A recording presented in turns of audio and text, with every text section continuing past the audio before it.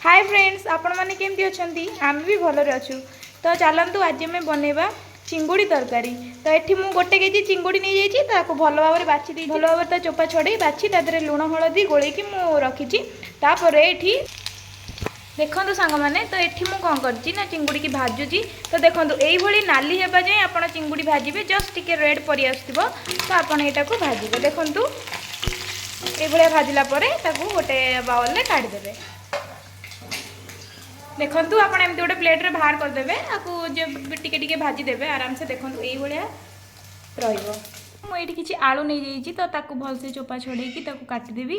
तो काटिदेला धोईकी मु तरकारी की पकेबी। ठीक है। तो देखो ये आम चुंगुड़ी एवं भजा रेडी अच्छी। तो एबे किसी आलू नहीं आपको भाजवा।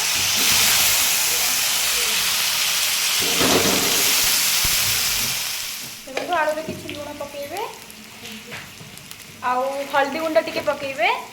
तो तापरे ताकू टिके भाजबे। देखो आलू आमर रेड हो आसलानी।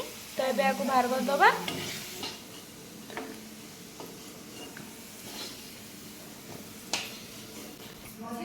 तो ये आमर किसी तेल बड़ी जाइए तो आउ कि तेल मु पकई दूची ये।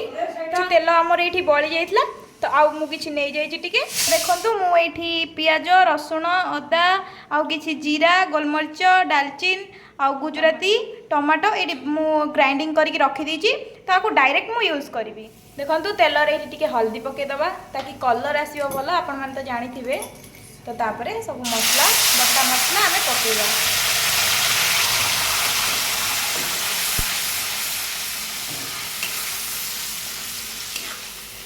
देखंतु केमती मसला पाई छाड़ी आसलानी पूरा मसला।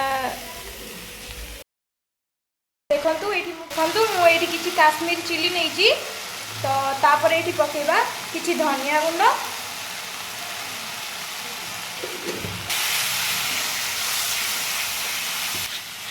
एमती लो फ्लेम रे मसला आमे घांटीबा पूरा भल से। देखंतु देखो स्वाद अनुसार लुण आपण पकई पारिबे। मु एठी किछि लुण नेइची। तो तापर आमे कोन करबा ना मु टिके एठी फिश मसला यूज करूची। तो आपण भी पकेबे तो भल लागिवो।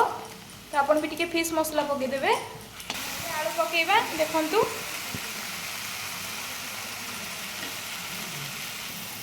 ता संगे एठी मु चुंगुड़ी भी पकई दीची। तो टिके घांटी दबा।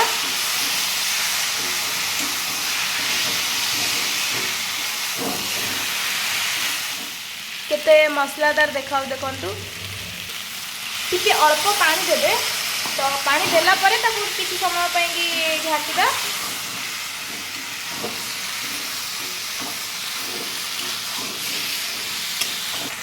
तो देखंतु किछि समय घाटला परे मु एठी पानी दी दीची। आपण अनुसार आपण जते पानी रखी परिबे तरकारी रे। तो मु एठी कोन करची ना गरम मसला एथि पय पकेइबिनी काहे ना मु दालचीन ताको ग्राइंडिंग करके पकेइतली। तो जीरा भी पकेइतली एमती किछि मसला मु ग्राइंडिंग करी पकेइछि। तो पकेइबेनी। देखंतु एमती तरकारी पूरा फुटी आसलानी। तो एबे रेडी अछि। आपण माने जदी चाहिबे तो तादरे पकेइ परिबे धनिया पत्र टिके भलो फ्लेवर पय। देखंतु एठी मु सर्व कर दीची। तो प्लीज लाइक और सब्सक्राइब और शेयर करिवे। धन्यवाद।